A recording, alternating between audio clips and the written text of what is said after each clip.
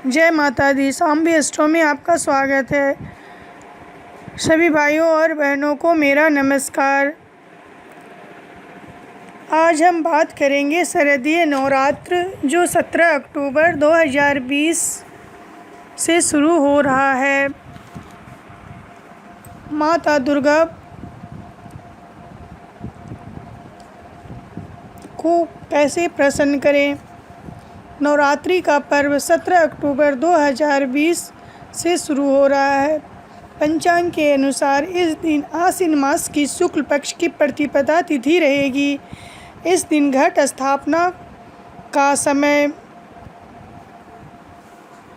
होता है। सूर्य का राशि परिवर्तन मानव जीवन पर बहुत बड़ा असर डालेगा। इस बार सूर्य तुला राशि में प्रवेश कर रहे हैं।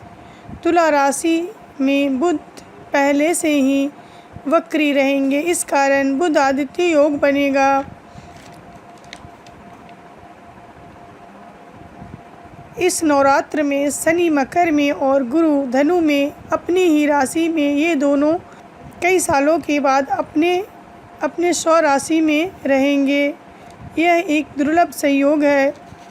माँ देवी भागवत पुराण के अनुसार जब माता दुर्गा नवरात्रि पर घोड़े पर सवार करके आती हैं तो सत्ता में उथल पुथल जैसी गतिविधियां बढ़ने की संभावना रहती है। घट स्थापना कब करें? चौघड़ियों के अनुसार शुभ मुहूर्त 7:17 को 7:52 से 9:19 तक शुभ मुहूर्त है। अभिजीत मुहूर्त 11:49 से 12:35 दोपहर शुभ माना जाता है। अभिजीत मुहूर्त बहुत ही अच्छा माना जाता है। 12:12 से 13:39 तक चर मुहूर्त जो शुभ है। 13:39 से 15:05 तक लाभ मुहूर्त है जो शुभ है। 15:05 से 16:32 तक अमृत मुहूर्त है जो शुभ माना जाता है। शाम के समय 17:58 से 19:32 तक लाभ मुहूर्त है जो घट स्थापना के लिए अच्छा माना जाता है। नवरात्रि में माँ को मनाने के लिए भक्त पूरे विधि विधान से माँ की पूजा अर्चना और व्रत करते हैं। माँ की अनुकंपा पाने के लिए 17 अक्टूबर से शारदीय नवरात्र 9 दिन आरंभ होने वाले हैं। वैसे तो दुर्गा सप्तशती के पाठ को करने से हमेशा ही माँ दुर्गा प्रसन्न होती है, लेकिन नवरात्रि में के 9 दिनों में दुर्गा सप्तशती का पाठ का विशेष महत्व माना गया है। दुर्गा सप्तशती का पाठ को करने से समस्त संकटों से मुक्ति मिलती है।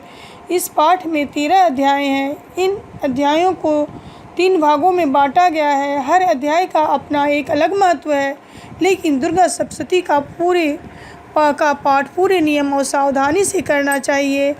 आप इसे रोज़ाना पूरा नहीं पढ़ सकते हैं, तो इसे आपके लिए इतना समय ना हो तो क्रमानुसार इसे 7 दिन में पूरा कर सकते हैं। इस पाठ को करने से शांति, धन, सुख, समृद्धि, यश और मान सम्मान की वृद्धि होती है। इन अध्यायों का पाठ करने से सभी मनोकामना पूर्ण होती है।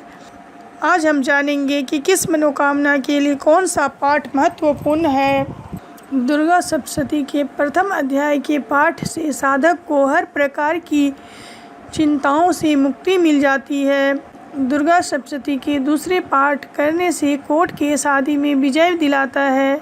अगर आप शत्रु से परेशान हैं तो दुर्गा सप्तशती का तीसरा अध्याय आपके विरोधियों और शत्रुओं से छुटकारा दिलाता है। दुर्गा सप्तशती के चौथे अध्याय का पाठ करने से माँ दुर्गा की कृपा होती है। व्यक्ति से समस्त दुखों से निवारण होता है। दुर्गा सप्तशती के 5वें अध्याय का पाठ करने से माँ की असीम अनुकंपा प्राप्त होती है। दुर्गा सप्तशती के 6ठे अध्याय का पाठ हर प्रकार के भय, शंका और बुरी शक्तियों के प्रभाव से मुक्ति दिलाता है। जिन लोगों को अकारण भय लगता है उसे यह पाठ लाभकारी है। दुर्गा सप्तशती के 7वें अध्याय का पाठ विशेष मनोकामना पूर्ति के लिए लाभकारी रहता है। दुर्गा सप्तशती के 8वें अध्याय के पाठ करने से विवाह संबंधी समस्याएं दूर होती हैं। इन संतान सुख पाने के लिए या किसी बिछड़े हुए अपने से मिलने के लिए 9वें अध्याय का पाठ विशेष महत्व माना गया है। दुर्गा सप्तशती के 10वें अध्याय के पाठ करने से साधक को रोग शोक से मुक्ति मिलती है। दुर्गा सप्तशती के 11वें अध्याय का पाठ करने से सुख शांति आती है, व्यापार में तरक्की और लाभ होता है। दुर्गा सप्तशती के 12वें अध्याय के पाठ करने से समाज में मान प्रतिष्ठा में वृद्धि होती है, साधक को सुख संपत्ति प्राप्त होती है। दुर्गा सप्तशती के 13वें अध्याय में आपको माँ की कृपा दृष्टि का पात्र बनता है। इस प्रकार दुर्गा सप्तशती का पाठ बहुत ही लाभकारी है। इस बार नवरात्र 9 दिन के का ही है। जिन लोगों को अष्टमी का उपवास करना हो वो 23 अक्टूबर को ही अष्टमी का व्रत है। और जो लोग निशा पूजा रात में माँ दुर्गा का करते हैं वे 23 तारीख रात को ही यानी 24 तारीख रात को अष्टमी तिथि है। 24 तारीख सुबह 7 बजे से नौमी तिथि आरंभ हो जाएगी।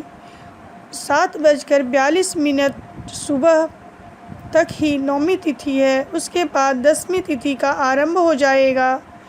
इस प्रकार 23 तारीख को 7वीं तिथि के बाद सुबह 7 बजे से ही अष्टमी 23 अक्टूबर 2020 को सुबह 7 बजे से ही अष्टमी तिथि आरंभ हो जाएगी। और इस प्रकार 25 अक्टूबर को 7:42 तक ही नौमी तिथि है, उसके बाद 10वीं तिथि आरंभ हो जाएगा। 10वीं को दशहरा मनाया जाता है और रावण का पुतला जलाया जाता है। इस प्रकार सत्य की विजय और असत्य की पराजय होती है। इस प्रकार हम कह सकते हैं कि सत्य की विजय कोई कितना भी शक्तिशाली हो पर सत्य की विजय हमेशा से होती आई है और होती रहेगी। धन्यवाद।